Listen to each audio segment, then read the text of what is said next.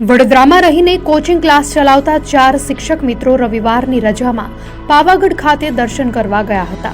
દર્શન કરીને પોતાની કારમાં પરત ફરી રહ્યા હતા ત્યારે વાઘોડિયાના ચરોદ પાસે ખાંડીવાળા નર્મદા મેન કેનાલ નજીક તેઓ હાથ પગ ધોવા માટે રોકાયા હતા।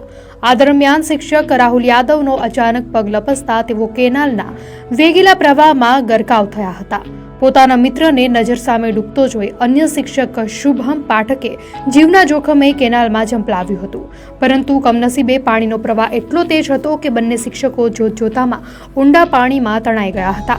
કિનારે ઉભેલા અન્ય 2 મિત્રોએ બૂમાબૂમ કરતા સ્થાનિકો દોડી આવ્યા હતા અને ચરોદ પોલીસને જાણ કરી હતી।